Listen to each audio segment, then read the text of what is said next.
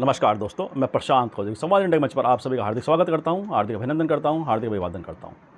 संवाद इंडिया के मंच पर जैसे कि आप सभी जानते हैं, हम विभिन्न विषयों पर चर्चा आपके सामने लेकर आते रहते हैं और आज भी उसी कड़ी में हम एक बहुत ही महत्वपूर्ण विषय पर चर्चा आपके सामने लेकर उपस्थित हुए हैं।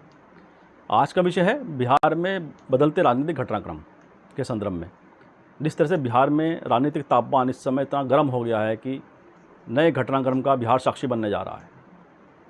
और साथ ही इस चर्चा की शुरुआत करने से पहले हमारा आप सभी से आग्रह है कि अगर आपने संवाद इंडिया चैनल अभी तक सब्सक्राइब नहीं किया है तो कृपया उसे सब्सक्राइब कर दें।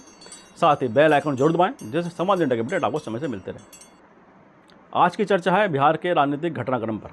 जिस तरह से बिहार में राजनीतिक घटनाक्रम का एक नया पड़ाव शुरू होने जा रहा है, वह दर्शाता है कि राजनीति में कभी भी कुछ भी संभव हो सकता है।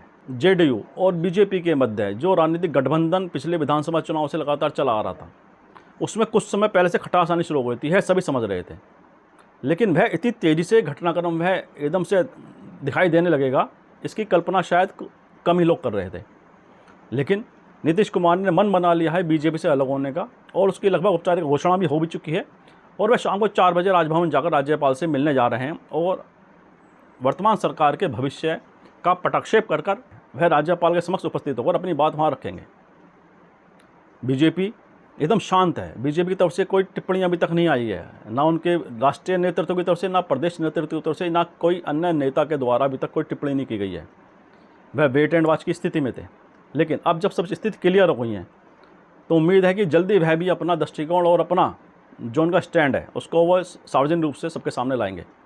लेकिन नीतीश कुमार ने यह दर्शा दिया है कि वह किसी भी दबाव की राजनीति में नहीं आएंगे और वह कांग्रेस और आरजेडी के साथ नई सरकार बनाने की दिशा में अपने कदम बहुत मजबूती से आगे बढ़ा चुके हैं। हालांकि नीतीश कुमार का जो राजनीतिक इतिहास है उसमें उन्हें कई बार पलटी राम की संज्ञा दी गई। वह अपनी सुविधा के अनुसार कब पाला बदलने कुछ कहा नहीं जा सकता। नीतीश कुमार की जो राजनीतिक शैली है वह दर्शाती है नीतीश कुमार के लिए ना काऊ से दोस्ती ना काऊ से बैर वाला सिद्धांत उनका प्राथमिकता में हमेशा रहता है। वह अपनी सुविधा के अनुसार अपनी राजनीति के हिसाब से अपने सहयोगी बदल लेते हैं और इन्हें ये करने में कोई किसी तरह की दुश्वारी उनके सामने नहीं आती है कि राजनीतिक जो समीकरण उनके हिसाब से जो उन्हें सूट करते हैं वह उस हिसाब से अपने को समायोजित कर लेते हैं, अपने को बड़ा सहज रूप से उस तरफ ले जाते हैं। जबकि अनेक राजनीतिक दलों के नेताओं में सहजता के साथ किसी अन्य जगह को बदलना आसान नहीं होता है। लेकिन नीतीश कुमार में गुण है कि वह बड़े सहज भाव से उन चीज़ों को ऐसा अमल में ले आते हैं कि किसी को पता ही नहीं चलता है। जैसे पहले सबने देखा जब आरजेडी कांग्रेस और नीतीश कुमार की सरकार थी, यका के उन्होंने तेजस्वी यादव का एक मुद्दा बनाकर आरजेडी और कांग्रेस से अपना गठबंधन तोड़ लिया और बीजेपी के साथ गठबंधन में चले गए। उस समय सब एकदम से बड़ी आश्चर्यजनक घटना सबने मानी थी कि किस तरह से बीच सरकार चलते हुए उन्होंने अपना गठबंधन तोड़ दिया और उस बीजेपी के साथ वह चले गए हैं जिस बीजेपी के गठबंधन तोड़कर वह इस महागठबंधन में शामिल हुए थे। इस तरह से उस तत्कालीन समय में नीतीश कुमार मोदी जी के बीच में तल्खियाँ बढ़ी थी भाषणों को लेकर, विभिन्न मुद्दों को लेकर। उससे यह उम्मीद कोई नहीं कर रहा था कि वह यकायक महागठबंधन का साथ छोड़कर बीजेपी के साथ मिल जाएंगे। लेकिन नीतीश कुमार ने बड़े सहज भाव से वैसे उस कल्पना को साकार कर दिया था। उसी तरह से आज पुनः वही घटनाक्रम दोहराया जा रहा है नीतीश कुमार के द्वारा। लेकिन अंतर केवल इतना है, जब उन्होंने आरजेडी कांग्रेस का साथ छोड़ा था, अब बीजेपी का साथ छोड़कर पुनः आरजेडी और कांग्रेस के गठबंधन में शामिल हो रहे हैं। तो है जहाँ नीतीश कुमार की भविष्य की राजनीति को नई दिशा देने वाला घटनाक्रम साबित होगा, वहीं बीजेपी के लिए भी बिहार की राजनीति में कठिन चुनौती पेश करने वाला समय साबित होगा। क्योंकि 2024 का लोकसभा चुनाव धीरे धीरे नज़दीक आता जा रहा है और बीजेपी के लिए बिहार की 40 लोकसभा सीट बहुत महत्वपूर्ण है 2024 को फतह करने के लिए। लेकिन अगर बीजेपी बिहार में अकेली रह जाती है और नीतीश कुमार आरजेडी कांग्रेस का गठबंधन बन जाता है और वो लोकसभा चुनाव एक साथ लड़ता है, तो ये तय है कि लोकसभा चुनाव में बिहार की 40 लोकसभा सीटों पर यह महागठबंधन का प्रभाव ज़्यादा हमें दिखाई देगा बनस्पत बीजेपी की आगे। क्योंकि बिहार की जिस तरह से राजनीति है, जिस तरह से बिहार का राजनीतिक घटनाक्रम है, वहाँ कोई भी एक अकेली पार्टी अनेक वर्षों से बिहार पर पूरा अपनी राजनीतिक छाप छोड़ने में विफल रही है। और इसी परिप्रेक्ष्य में वहाँ दो पार्टियों का गठबंधन बहुत होना जरूरी है, चाहे बीजेपी जेडीयू का रहा हो, चाहे आरजेडी जेडीयू का कांग्रेस का रहा हो। तो वहाँ पे दो पार्टियों का मिलन ही, दो पार्टियों का गठबंधन ही बिहार की सत्ता को प्रभावित करता हुआ आ रहा है। और जैसे कि वर्तमान में स्थिति दिखाई देती है, आने वाला समय निश्चित रूप से बीजेपी के लिए कठिन चुनौती बिहार में पैदा करेगा और नीतीश कुमार की राजनीति को हो सकता है राष्ट्रीय परिदृश्य की राजनीति का भी द्वार खोलने वाला उनके लिए साबित होगा, क्योंकि जिस तरह से विपक्षी एकता की लगातार प्रयास अनेक स्तर पर किए जा रहे हैं, चाहे कांग्रेस के द्वारा किया जा रहा हो या शरद पवार के द्वारा किया जा रहा हो या ममता बनर्जी के द्वारा किया जा रहा हो, उन सभी को एक राष्ट्रीय चेहरे की तलाश थी जो सभी पार्टियों में एक सम्मान जिसे प्राप्त हो, जो कि सभी पार्टियों के साथ समन्वय बना सकता हो। जैसे कांग्रेस में राहुल गांधी का नाम लिया जाता है, ममता बनर्जी का स्टैंड यह दिखाता है कि वह शायद राहुल गांधी के नेतृत्व को स्वीकार नहीं करेंगे। ऐसे में नीतीश कुमार एक ऐसा विकल्प विपक्षी पार्टी के लिए हो सकते हैं जो सभी पार्टी को सर्वमान्य नेता के तौर पर स्वीकार हों। हो सकता है वर्तमान का घटनाक्रम आगामी 2024 के लोकसभा चुनाव के लिए भी एक कदम आगे बढ़ने वाला हो।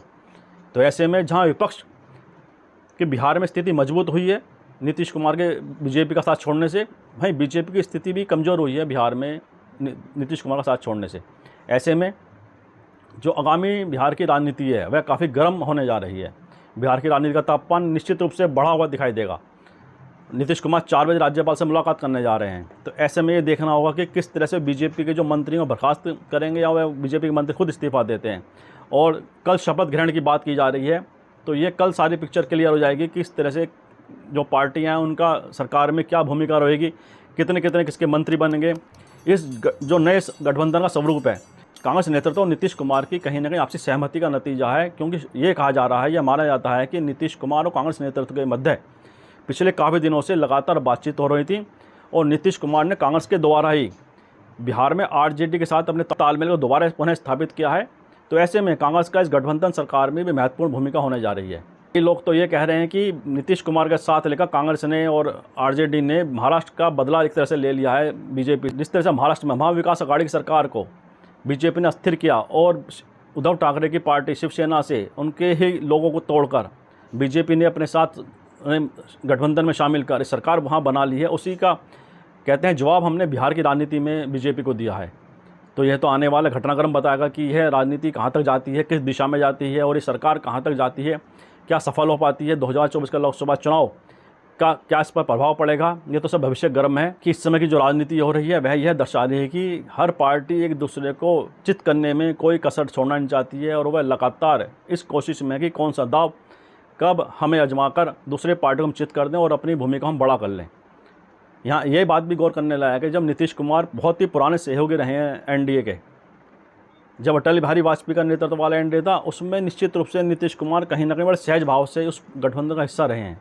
लेकिन जब से नरेंद्र मोदी और अमित शाह का युग बीजेपी में शुरू हुआ है तो नीतीश कुमार बेशक उस गठबंधन का हिस्सा रहे हैं, लेकिन उन्होंने वह सहजता उस गठबंधन में महसूस नहीं की है।